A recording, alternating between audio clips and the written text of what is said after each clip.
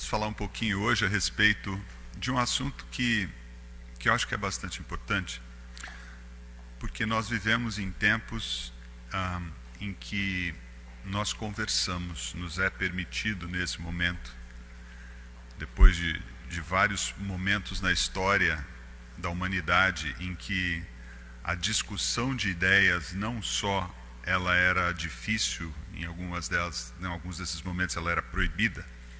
Hoje nós temos a oportunidade de viver as nossas ideias, de desenvolver as nossas ideias, de trocar ideias.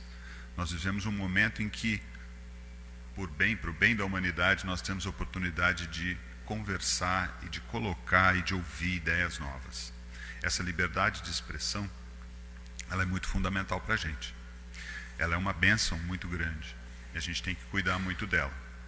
Mas na hora de a gente exercitar, nós temos alguns pontos que nós deveríamos sempre pautar para não cairmos no título dessa nosso encontro, né? Para nós não cairmos nas armadilhas da lógica. A gente começa a falar sobre esse assunto. Antes de falar sobre as armadilhas, eu queria falar um pouquinho para vocês a respeito desse termo que está aí, contendas. Porque quando a gente começa a conversar a respeito de uma ideia com uma pessoa, e nós temos é interessante, é gostoso a gente debater, é interessante a gente colocar aquilo que a gente pensa e a gente ouvir o que o outro pensa, mas a gente precisa tomar muito cuidado com as contendas. Então, sempre que a gente for conversar, que a gente for bater papo a respeito de algum assunto, a gente tem que lembrar lá de Paulo de Tarso: rejeita as discussões tolas e absurdas, visto que geram contendas. Isso está na segunda epístola a Timóteo, capítulo 2, versículo 23. E Paulo de Tarso está dizendo assim: olha, você quer discutir um assunto? Toma muito cuidado com a maneira com que você discute. Toma muito cuidado com a maneira com que você se coloca. E toma muito cuidado com os teus propósitos durante a discussão. Porque se virar bate-boca, não vai ser útil para ninguém. Vai gerar o que o apóstolo chama de contendas. Na verdade é uma briga. Vai gerar o oposto do que é o debate civilizado. Vai gerar uma briga. Não vai mais haver troca de ideias. Eu não vou mais ter a oportunidade de aprender ou de colocar o meu ponto de vista. Eu vou gerar um bate-boca que não tem utilidade para absolutamente ninguém. Nós espíritas, nós devemos agir dentro, antes de mais nada, dentro da lógica. E, antes mesmo da lógica, com caridade e com fraternidade. As nossas ações, em qualquer momento do nosso dia, as nossas ações com o nosso gato em casa, as nossas ações com quem quer que seja que esteja passando na rua, as nossas ações com as pessoas com quem a gente troca um olhar no ônibus, elas devem ser pautadas pela caridade e pela fraternidade, antes de mais nada. E quando nós deixamos de agir dessa maneira, quem perde somos nós mesmos. E nós descumprimos aquilo que nós viemos aqui para fazer. Voltando a Paulo de Tarso, a gente tem que lembrar que a caridade é paciente, a caridade é bondosa, ela não inveja, ela não se vangloria, ela não se orgulha. Mesma epístola aos Coríntios. Então, quando você está conversando acerca de qualquer assunto em que você tenha uma ideia diferente do seu interlocutor, sempre lembra nesse versículo tão lindo, tão bonito. Sempre lembra na tua responsabilidade de agir com caridade para com o teu semelhante. Sempre lembra de que, se o teu objetivo é colocar uma ideia para esse indivíduo, você tem que estar aberto, você tem que ser caridoso o suficiente para ouvir o que está sendo dito para você. Você tem que ser caridoso o suficiente para falar o que você tem para dizer, para expor o seu ponto de vista de uma maneira lógica, de uma maneira tranquila, de uma maneira bondosa. Porque A bem da verdade, todos nós somos dotados do maravilhoso presente divino que é o livre-arbítrio. Todos nós somos dotados da capacidade maravilhosa de tomarmos as nossas próprias decisões.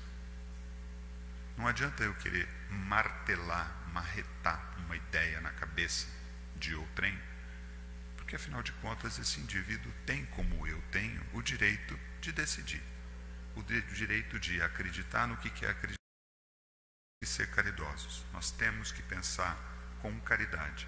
Nós temos que, quando conversamos com alguém, nos colocar, antes de mais nada, com caridade no coração, dentro dessa discussão.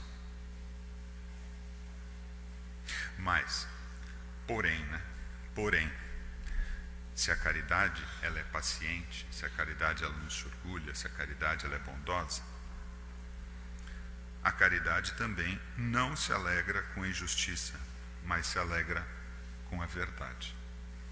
É também caridade de nossa parte quando nós enxergamos algo que possa ser enxergado de maneira diferente. Veja, eu não disse quando alguém está fazendo alguma coisa errada ou está falando alguma coisa errada, quando alguém precisa de correção. Não.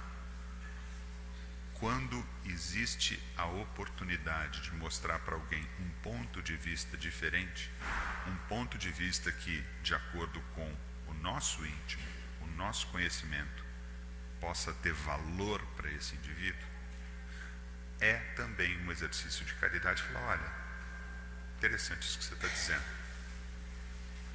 mas será que a gente não pode pensar também assim?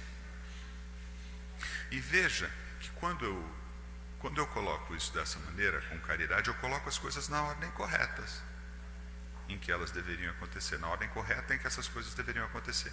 Eu coloco as coisas da seguinte maneira: você ouviu o que o indivíduo quis dizer e não ouviu daquela maneira desrespeitosa que muitas vezes nós ouvimos.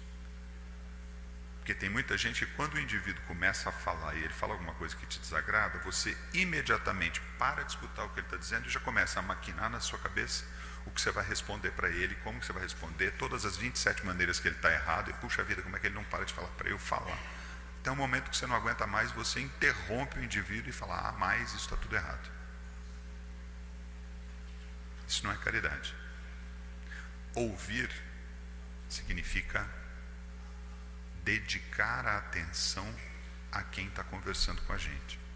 Dedicar a atenção de mente aberta. Procurar escutar com a mente, mas também com o coração. Sabendo que ideias diferentes das nossas, não é porque elas são diferentes das nossas, que elas não têm mérito. Não é porque fere aquilo em que eu acredito, que eu devo imediatamente descartar. Isso não é caridade, isso não é espiritismo, inclusive. Então, ouvir com respeito, ouvir com carinho, ouvir com a mesma atenção que eu gostaria que o meu interlocutor me ouvisse quando eu estivesse falando. Estou entendendo, eu entendi o que você quis dizer. É uma ideia interessante. Eu ouvi. Posso te colocar um ponto de vista um pouco diferente? E a gente discutir o mérito das duas ideias? Aí sim. Porque sim, em tendo tido respeito, em tendo tido cuidado e carinho, em tendo tido atenção, a caridade se alegra com a verdade. É de minha responsabilidade colocar o meu ponto de vista, quando eu acredito que ele vai ser de benefício para o indivíduo.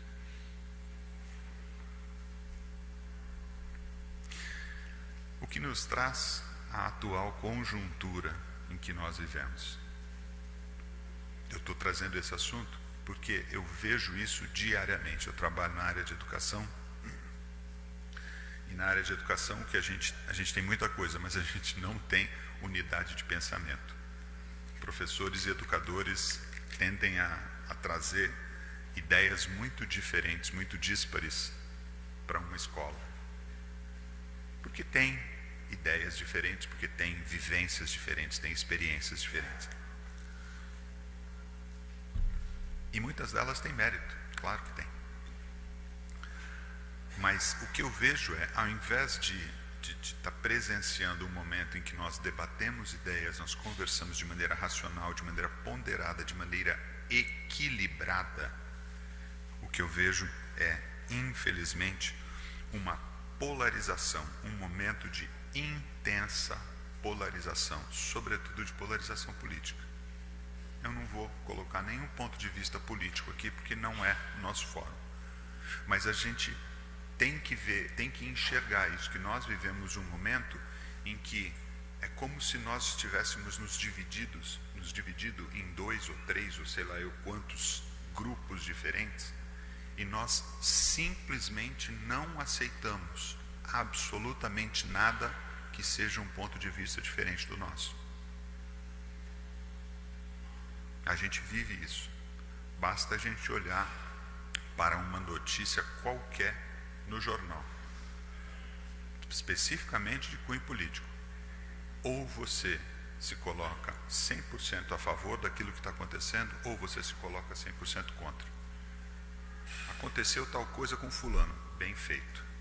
Ou aconteceu tal coisa com fulano, mesma coisa. Poxa vida, isso é uma injustiça do tamanho do mundo. Ou a gente, óbvio, eu estou generalizando, mas eu sei que existe muita gente que não é desse jeito. Eu sei que muitos de nós que estamos aqui conseguimos enxergar mais do que 2 cores, preto e branco. Nós conseguimos enxergar as nuances. Mas é muito importante a gente perceber que isso está acontecendo. Nas redes sociais, então, nem se fala. Nas redes sociais, as coisas elas atingem um nível que beira a selvageria, de tamanha polarização. A gente vê radicalismo em qualquer questão que está sendo discutida, né? Raros são os que emitem opiniões ponderadas no dia de hoje. E mais raros ainda são aqueles que admitem a possibilidade de que o seu ponto de vista talvez não seja o melhor. Aí cai o orgulho, aí cai a vaidade, aí cai tudo aquilo que a gente...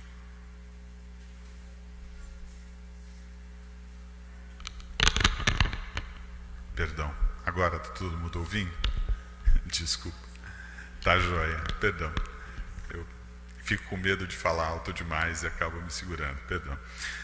Mas eu estava dizendo, existem mais raros, se são raros aqueles que conseguem emitir opiniões ponderadas, mais raros ainda são aqueles que, diante de uma ideia diferente da sua, pensa assim, poxa, eu preciso pensar a respeito disso.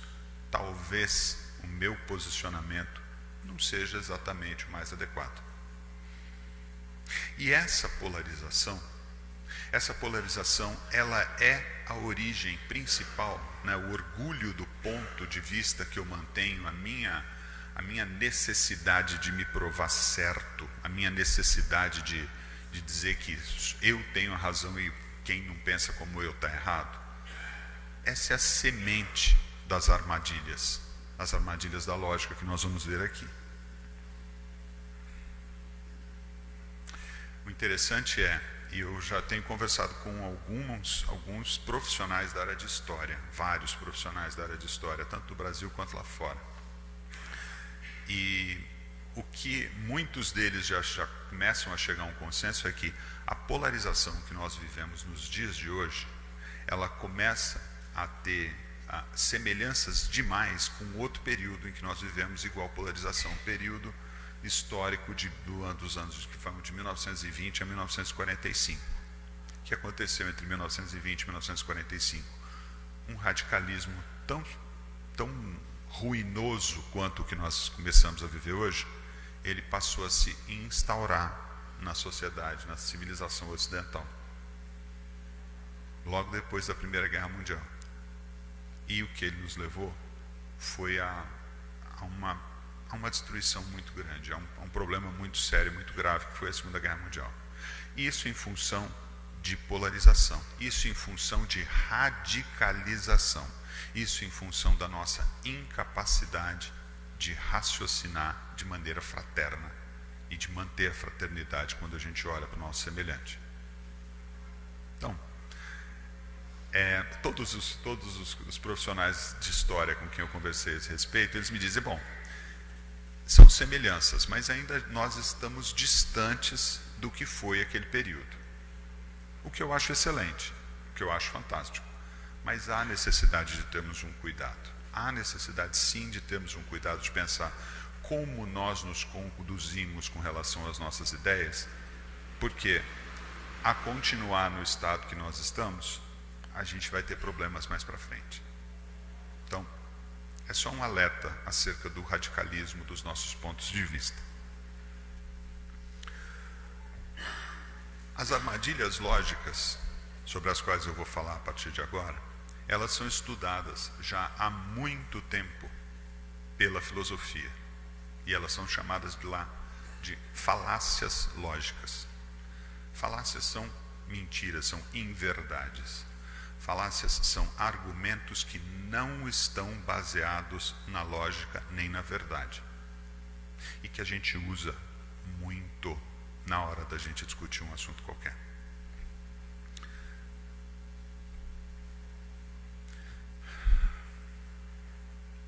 A gente começa falando assim, quando você vai discutir um assunto, pensa de maneira lógica, pensa de maneira racional. Nós vivemos a doutrina espírita e a doutrina espírita é a doutrina da razão. A doutrina espírita é a doutrina que visa colocar a razão, o raciocínio, a lógica e casar, entremealhar essa lógica com o amor. Inclusive entender que o amor, o desenvolvimento do amor, da fraternidade e da caridade são absolutamente lógicos, são caminhos lógicos para o ser humano evoluir. Então, se a gente acredita nisso, se a gente lê Kardec, se a gente estuda Kardec, se a gente estuda a doutrina, nós não podemos nos furtar de viver isso nos nossos colóquios, nas nossas conversas diárias. Quando a lógica falha, o argumento perde o seu alicerce. Se você está argumentando e você usa um ponto que não é lógico, o teu ponto, o ponto que você está tentando fazer, ele perde, ele não se sustenta, né? Ele vira aquilo que Jesus se refere como sendo a casa construída na areia. Não tem sustentação. Você está tentando construir uma casa em cima de um terreno que não permite a sustentação dessa construção. Vai cair. Vai cair.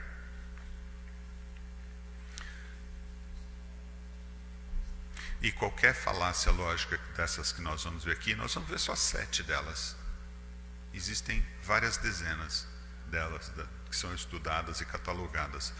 Eu peguei 7 porque eu acredito que sejam as principais. As demais, elas têm seus méritos e têm suas diferenças, mas elas são derivativas. E quando a gente cai em alguma delas, nós estamos corroendo o ponto que nós estamos tentando passar para o nosso interlocutor. Então a gente tem que evitá-las. Vamos à primeira delas. Ela se chama apelo à ignorância. Ela tem esse nome de apelo à ignorância. E ela é a seguinte: uma afirmação ela é dita falsa por falta de evidências que a comprovem. Porém, por que ela é uma falácia? Porque as evidências elas existem, elas estão lá, mas ou eu não as conheço ou eu não as aceito. Mas que existem evidências, existem, e eu vou dar alguns exemplos. Por exemplo, o fulano está preso, mas está preso, mas isso é uma injustiça, porque não tem prova nenhuma de que ele devia estar preso. Seja lá quem for o fulano. Acho que a gente consegue pensar em alguns exemplos. Enquanto que, na verdade, existe um sistema judiciário baseado na lei e que demonstra com clareza que existem sim inúmeras evidências. Podem não ser evidências cartoriais, como o direito as chama. Podem não ser evidências que alguém foi lá e reconheceu firma, mas são evidências muito claras. Mas como eu as desconheço, como eu não sou advogado, como eu não conheço o processo judicial, ou como eu rejeito aquela evidência porque ela é contrária à minha maneira de pensar, eu digo, não tem prova. Outra interessante, o espiritismo é uma fantasia, porque não existem provas que comprovem o espiritismo cientificamente. A gente já, que é da doutrina, já deve ter ouvido falar isso em uma ou mais ocasiões. Quanto que a gente sabe que não é porque a comunidade científica rejeita, muita gente da comunidade científica, não a comunidade como um todo, rejeita as demonstrações claríssimas acerca da veracidade do espiritismo, que a rejeição ela é válida. Não adianta você dizer que o espiritismo é uma fantasia, porque não tem demonstração. Tem muitas, basta você abrir os seus olhos e está disponível para aceitá-las. Falácia número 2, aquilo que a gente chama de apelo ao bom senso. Uma afirmação é dita falsa porque supostamente fere o bom senso. O bom senso ele tem que ser usado sim, mas como guia quando não existe alguma evidência mais concreta para fazer um ponto. Tá? Muitas vezes as evidências elas são contraintuitivas. Muitas vezes as evidências que existem, elas são claras, mas elas vão contra aquilo que nós construímos dentro da gente como bom senso. E bom senso não é universal. Senso é uma coisa que eu construo. Pode não fazer sentido para mim, mas não é porque não faz sentido para mim que vai deixar de fazer sentido. Exemplos, olha aí. Consigo ler, tá? Aqui. A capacidade de enxergar é complexa demais para ter evoluído independentemente e de maneira tão diferente em vários animais. Portanto, a teoria da evolução é falsa. Se a doutora Hebe estivesse aqui, ela ia ouvir falar isso, ia sorrir, porque provavelmente ela já ouviu isso várias vezes. Se você for olhar na gama de animais que existem e que evoluíram no planeta Terra, você vai ver que a capacidade de enxergar, ela evoluiu independentemente em vários animais. E de maneira diferente, gerando olhos muito diferentes, mas todos eles capazes de enxergar. Aí alguém diz assim, não, mas se fosse evolução, teria sido de um para o outro, do outro para o terceiro, do terceiro para o quarto, até a gente chegar aqui. Teríamos uma linha reta ou torta, mas uma linha que liga qualquer bicho que enxerga até o ser humano.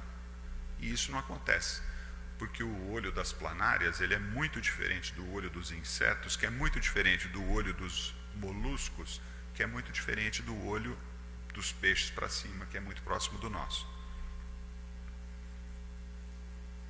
O bom senso diz que não daria para ter se evoluído desse jeito.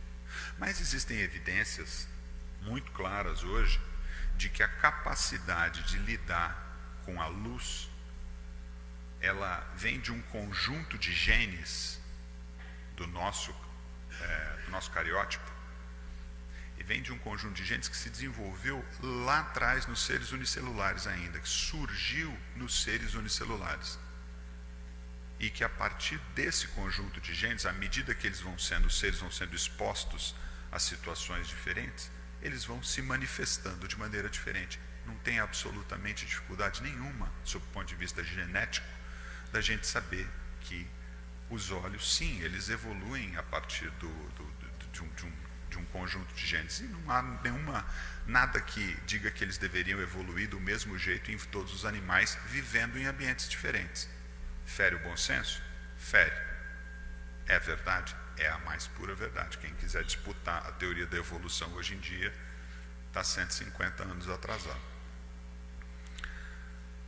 Outra que eu acho interessante também, mais próxima da gente. Um Deus bondoso não permitiria que uma criança inocente morresse de forma perversa nas mãos de um criminoso. Portanto, a existência de Deus fere o bom senso. Isso a gente escuta falar bastante, principalmente nas religiões mais fundamentalistas, ou naqueles que rejeitam as religiões mais fundamentalistas. Que Deus é esse que permite que uma criança morra de fome lá na Somália? Que Deus é esse que permite que uma criança seja raptada e machucada e morta nas mãos de criminosos? Deus não existe. Por que Deus faria isso comigo? Se Deus é isso tudo que vocês falam. Se você para pensar só desta maneira, fere o bom senso. Fere o bom senso um Deus que permita tanto sofrimento, que permita tanta destruição, que permita tanta morte, tanta dor, que permita a prevalência do mal em tantas situações que nós vemos e ouvimos e estamos vendo no noticiário. A existência de Deus fere o bom senso diante do quadro que nós vivemos. Mas, de novo, bom senso é algo que cada um de nós constrói dentro de si de acordo com o seu conhecimento, com a sua experiência. 15 minutos de estudo diário de obras espíritas em questão de pouco tempo vão te mostrar que não existe absolutamente nada ferindo o bom senso. Que a criança que sofre é um espírito que teve inúmeras vidas como todos nós. Que a criança que sofre hoje já foi um espírito que provocou violência em algum momento lá atrás. Que os pais da criança que sofre, eles também precisam aprender por meio desse sofrimento, e que esse sofrimento dessa criança e o desencarne prematuro dela não é nada além de uma vírgula numa história muito maior, muito mais complexa, muito mais comprida, muito mais bonita, que é a história de todos nós. Então, quando a gente fala assim, isso fere o bom senso, cuidado com o seu bom senso. Muito cuidado com aquilo que você chama de bom senso. Terceira falácia, argumentação por repetição. Essa é interessante. Uma afirmação é dita verdadeira após ter sido repetida inúmeras vezes, a ponto de ninguém mais questionar. Exemplo. De novo, o pensamento tradicional ele tem que ser questionado sempre. O pensamento tradicionalista não é porque ele é tradicional que ele é verdadeiro. E está aí Kardec dizendo para a gente que fé inabalável é somente aquela que pode encarar a razão face a face em todas as épocas da humanidade. Então não é porque a gente sempre pensou assim. Não, para e raciocina. A gente pensou assim quando a gente não tinha mais conhecimento. A gente já pensou que a Terra fosse o centro do universo. Nós sabemos hoje que a Terra não é nem o centro do sistema solar. A gente já pensou que a Terra era plana. Hoje a gente sabe que não é plana. Apesar de muita gente estar voltando a esse pensamento que a Terra é plana, isso me deixa muito triste. Mas um exemplo que eu acho bem interessante. Manga com leite faz mal. Aqueles de nós que têm um pouco mais de idade vão lembrar de quando a gente era criança, da mãe ou da empregada ou de quem quer que fosse, dizendo, menino, você comeu manga, não vai tomar leite, porque isso mata, viu? A gente ainda lembra disso. E isso ficou assim, esse conhecimento, essa argumentação por repetição, ela ficou desse jeito durante séculos. E ninguém nunca parou para pensar que, na verdade, quando havia o tempo dos escravos, leite custava dinheiro. Manga tinha no manguezal, era só ir lá comer. No manguezal, nos pés de manga, tinha de monte, era só ir lá comer. O escravo estava com fome, ele comia uma manga. Como é que o senhor de escravo evitava de gastar o leite? A manga com leite faz mal. Põe um veneninho num copo de leite, dá para um escravo comer depois que ele comeu manga, o escravo morre pronto. Economizou leite a partir daí, durante o resto da existência da fazenda, porque todo mundo vai contar a história do escravo que comeu manga, tomou leite. Agora, uma hora dessas, vão ali na Benjamin, tem um sucão, na Benjamin Constant tem um sucão. Pede uma vitamina de manga com leite para você ver que delícia que é. Está lá no menu deles. Mas a gente, porque a gente sempre disse uma determinada coisa, porque a gente sempre acreditou numa determinada coisa, aquilo passou a ser verdade. A escravatura acabou faz muito tempo e ainda tem gente hoje nos rincões do Brasil repetindo que manga com leite faz mal. Ainda tem gente que pensa nisso, desse jeito. A falácia número 4 tem um nome interessante, ele é latino, ad hominem. Uma falácia chama falácia argumentativa, uma falácia lógica chamada ad hominem, que consiste em descredenciar um argumento atacando a pessoa que o defende. Na verdade, não é uma forma de argumentar, mas demonstra única e exclusivamente preconceito para com quem defende a ideia. Eu nem escuto a ideia que está sendo colocada, porque eu não gosto do fulano. As ideias devem ser julgadas pelos seus méritos e por sua lógica, pelo sentido que fazem ou deixam de fazer, jamais porque quem as defende não é do nosso agrado. Exemplo: as ideias de fulano não valem nada, porque fulano é cachaceiro. A gente ouve falar isso, de pessoas que estão vivas, inclusive. Não devemos prestar atenção em um simples carpinteiro, que ainda por cima se envolve com desvalidos e prostitutas. Você já pensou? Você fala assim, nossa, imagina que eu vou escutar um homem que, carpinteiro, nunca estudou a Torá, nunca entrou numa sinagoga para estudar o Testamento, né, a Torá, o Antigo Testamento, nunca entrou lá, nunca foi para a escola. Vem de uma família de gentinha, é carpinteiro. E ainda por cima, olha lá quem segue ele, é tudo leproso. Olha lá, você vai prestar atenção naquele cara? Isso é ad hominem. Quando a gente nega o indivíduo e não a ideia que ele traz, nós estamos fazendo a mesma coisa. Estamos falando, não, Jesus não serve. Jesus não tem mérito nenhum. Carpinteiro, analfabeto, nunca estudou nada, quem que é a família dele? Olha lá. Isso é ad hominem. É a gente negar a ideia sem nem sequer escutá-la, sem nem sequer raciocinar a respeito dos seus méritos, porque a gente não gosta da pessoa que está por trás da ideia.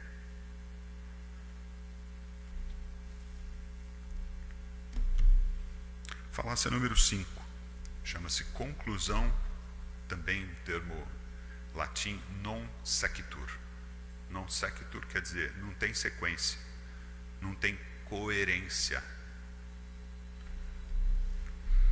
É uma conclusão sem lógica, tirada de uma afirmação qualquer. Ou seja, a afirmação inicial, ela tem lógica. E ela mostra um ou mais pontos verdadeiros quando a gente analisa isoladamente. A conclusão tirada faz uma ligação e essa ligação ela fere a lógica. Por exemplo, 96% das pessoas que têm câncer usam sapato. Portanto, o sapato causa câncer. Aí você vai olhar e assim, não, mas espera aí, como assim? É estatístico. 96%. 96 de cada 100 pessoas que têm câncer usam sapato. Então, o sapato causa câncer. Não, peraí. Você não pode tirar essa conclusão. Essa é uma conclusão que ela fere a coerência, ela não tem lógica nenhuma, não tem sequência. Só porque as pessoas usam sapato. Bom, 100% das pessoas que têm câncer bebem água, então a água causa câncer também. Não tem sentido. Existe uma relação, mas não existe aquilo que a gente chama de causalidade. Uma coisa não causa a outra. Quando você chega a essa conclusão, você está fantasiando, você está sonhando, você está delirando. Então não é porque existe uma relação que existe uma causa. E as conclusões non sequitur, elas geram conclusões que não são sustentadas pelos dados. É uma coincidência.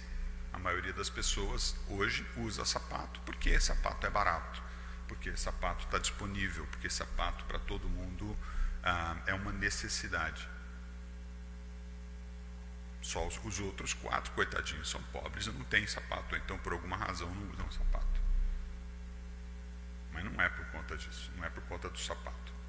Senão, uma que eu vi outro dia que eu achei fantástica, uma conclusão não sector, obviamente feita de maneira jocosa, era uma tabela dos 8 planetas, né? Porque Plutão hoje em dia já não é mais considerado planeta, mas tinha lá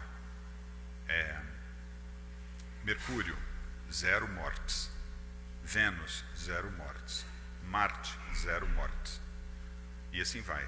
Júpiter, Saturno, 0 mortes aconteceram. Aí do outro lado, Terra, mais de 100 bilhões de mortes ao longo da história. Essa era a primeira linha da tabela. Na segunda linha, número de vegetarianos. Nos outros planetas, 0. E na Terra tem vegetariano. Então aí você fala assim, poxa vida, a Terra tem vegetariano e um monte de gente morre. Né? Brincadeira de gente que quer falar que vegetarianismo não é uma boa ideia, tá brincando com a então, porque é óbvio que não morre ninguém em Marte, porque não tem ninguém em Marte, não porque não tem vegetariano em Marte. E as pessoas aqui da Terra não morrem não porque elas são ou deixam de ser vegetarianas, elas desencarnam por vários motivos. Mas é uma conclusão não sequitur, é uma conclusão que não se sustenta. Né? É verdade que ninguém morre em Marte? É verdade que não tem vegetariano em Marte? Tem alguma coisa a ver com a outra? Não, absolutamente não.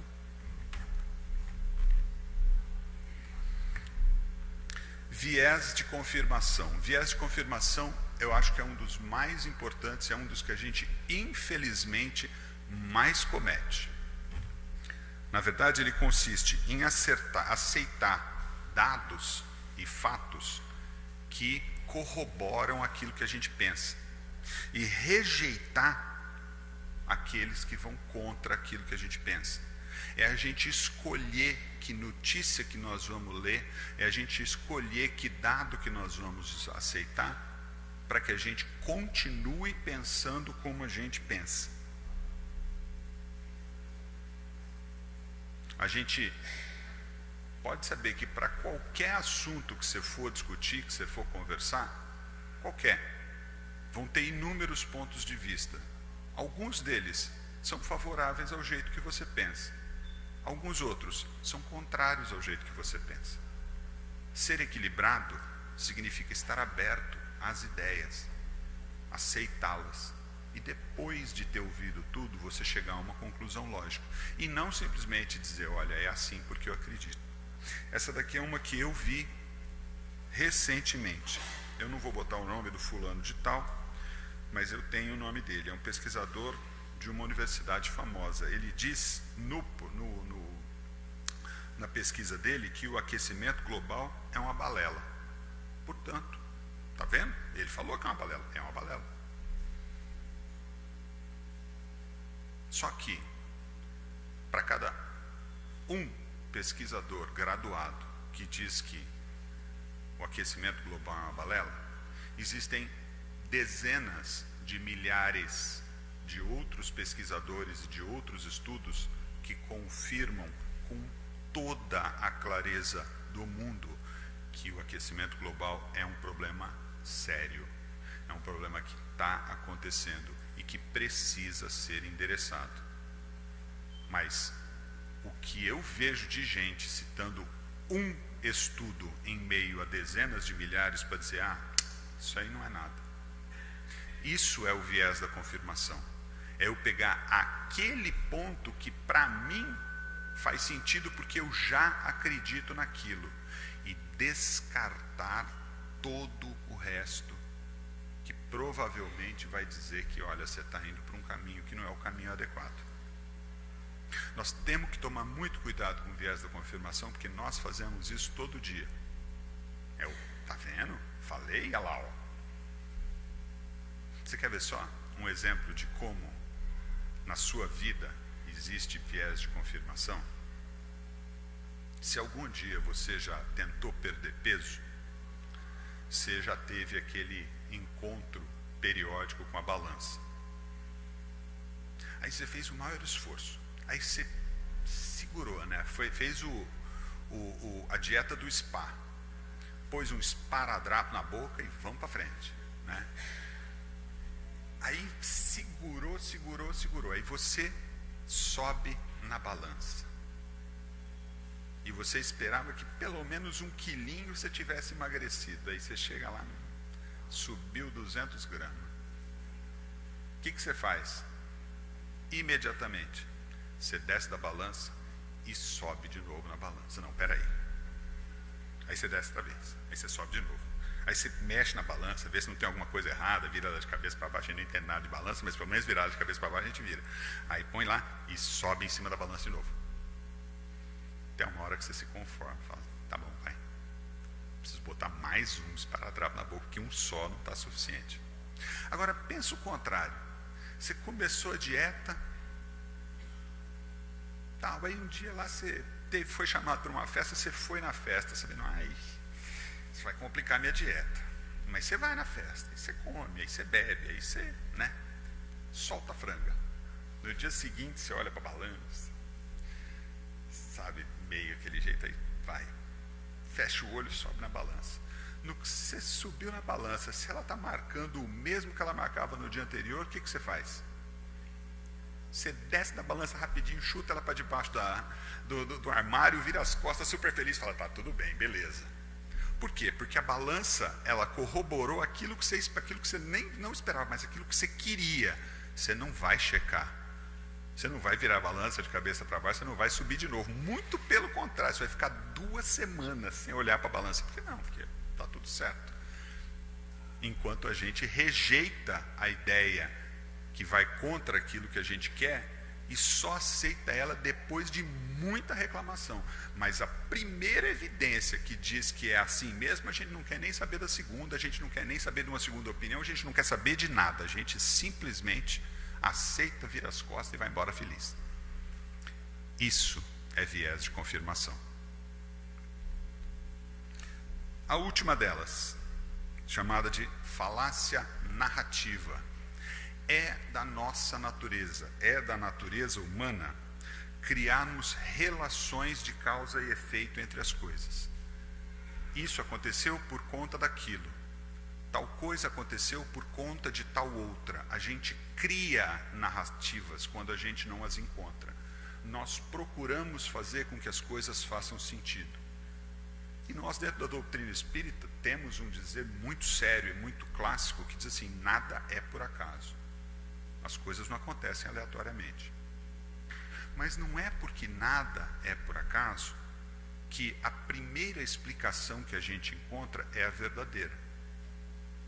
E a gente, muitas vezes, encontra uma explicação, ela nos satisfaz e a gente não vai atrás de outras. A gente procura coesão e coerência quando os dados não permitem essa coesão e essa coerência. Tem um exemplo aqui, que é bem interessante, e infelizmente, ele iniciou um movimento mundial. Depois de uma reação forte a uma vacina, a criança passou a apresentar sintomas de autismo. Portanto, a vacinação causa autismo. Existe um movimento hoje muito forte e muito irresponsável contra o processo de vacinação. Nós estávamos, no início da década de 2000, próximos de erradicar a paralisia infantil.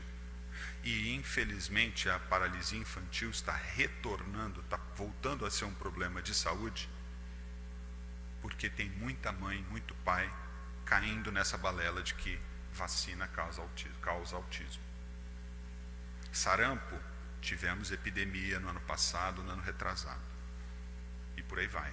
Tem várias doenças que poderiam não estar prejudicando as nossas crianças, que estão voltando por conta de alguém é uma atriz norte-americana. O filho dela teve uma reação muito forte à vacina e depois disso ele passou a apresentar sintomas de autismo. O menino é autista. Mas não é porque a vacina provocou autismo, a vacina não provoca autismo. Depois essa mulher, ela se baseou nisso por conta dessa história que ela mesma inventou para ela e de um artigo que foi irresponsavelmente publicado em um jornal científico. Não importa que a revista, que o jornal científico, se retratou, removeu o artigo do seu índice. Não importa que o médico que que publicou esse artigo tenha sido expulso da Academia de Medicina norte-americana.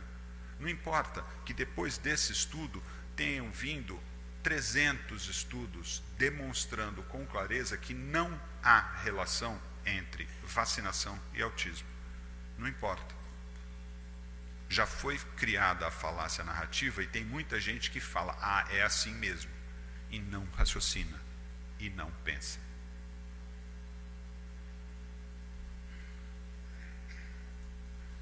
Qual que é a vacina contra essas falácias narrativas?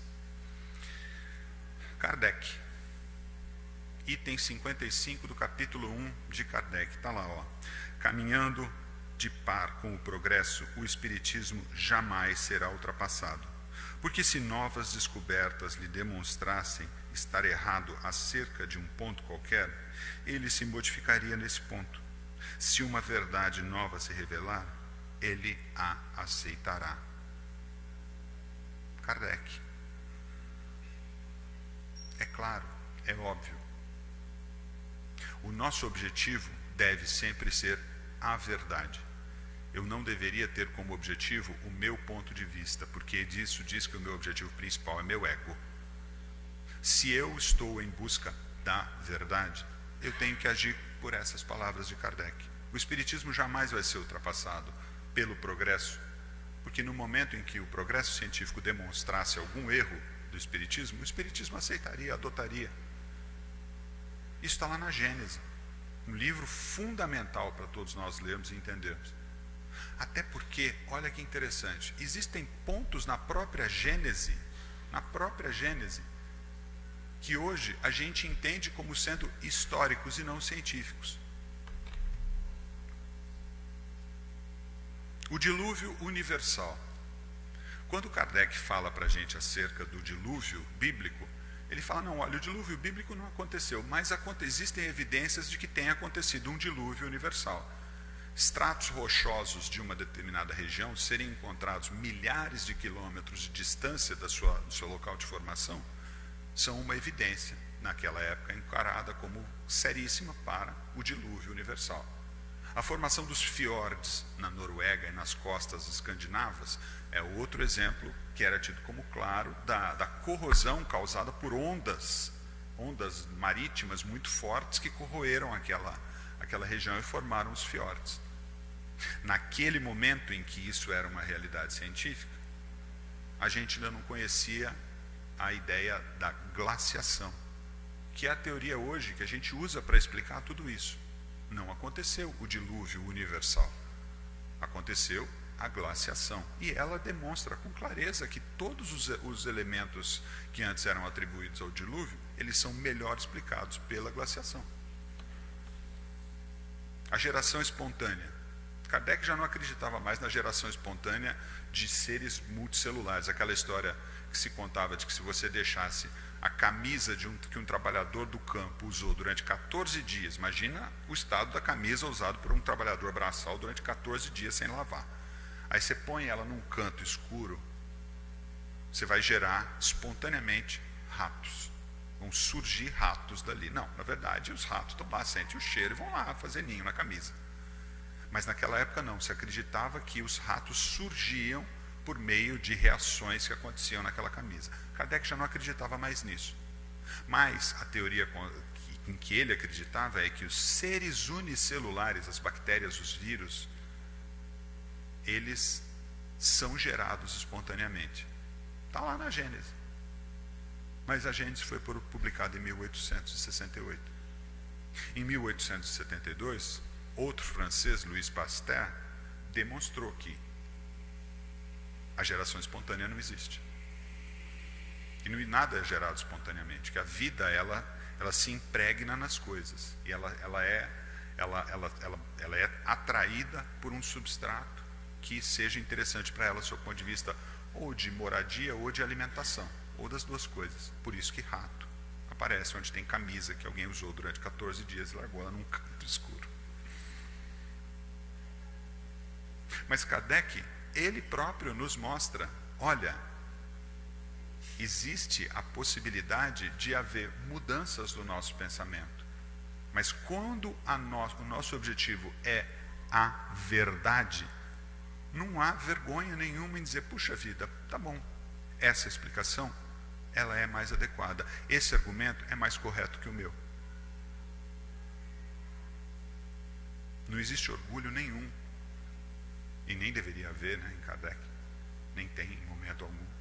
Existe sim um compromisso com a verdade, que é o que nós deveríamos ter quando a gente está conversando sobre um assunto com alguém. Era mais ou menos isso que eu tinha para dizer para vocês hoje. Agradeço bastante pela paciência de todos, pelo carinho, e desejo a todas as mães um feliz Dia das Mães.